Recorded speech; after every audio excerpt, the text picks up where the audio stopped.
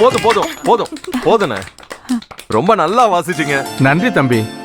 ஐயா ரொம்ப சந்தோஷம். உங்க நல்லதுங்க தலைமையில ஐயா. பார்த்து நாங்களே அசந்து போயிட்டோம். சந்தோஷங்க ஐயா. ரொம்ப சந்தோஷமா இருந்துச்சுங்க. எங்களுக்கு ரொம்ப திருப்தி. உங்களுக்கு திருப்தி தானே? இப்ப அட்வான்ஸ் தரலாம்ல? கண்டிப்பாண்ணே. ஒரு நிமிஷம் இருங்க. கதிரு எடுத்துக்கொடு. என்ன ஆளாளுக்கு ட்ரீம்க்கு போயிட்டீங்க போல. என்னம்மா உனக்கும் ட்ரீம்ஸ் போல? ரங்கு, உன் ட்ரீம்ல வந்து நான் நல்லா வாசிச்சனா? கிழிச்ச. கொஞ்சம் வாய முடிட்டு சும்மா இருக்கியா?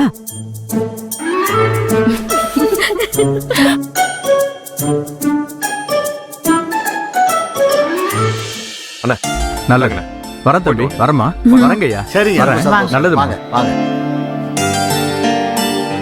என்னோட இத்தனை வருஷம் அனுபவத்துல வாசிச்சு காட்டி அட்வான்ஸ் வாங்கினது இப்பதான். மொத்த குடும்பமும் மரக்காண்ட மாதிரி இருக்கு. எதுக்கும் கல்யாணத்தப்ப உஷாரா இருக்கணும். ஆமா ஆமா. என்ன பேச்சங்க?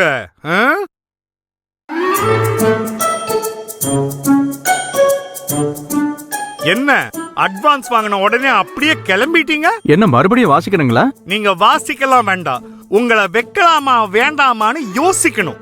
என்னங்க சொல்றீங்க? பின்ன என்ன கவனிக்காம நீங்க பாட்டுக்கு போனா? எல்லார்கிட்டயும் சொல்லிட்டு தானே கிளம்பணும். அதனாலதான் நான் யோசிக்கணும்னு சொன்னேன். என்ன பாக்குறீங்க மிஸ்டர் நாதன் பிரதர்ஸ்? கதிர்கிட்ட உங்களை ரெக்கமெண்ட் பண்ணதே நான் தான்.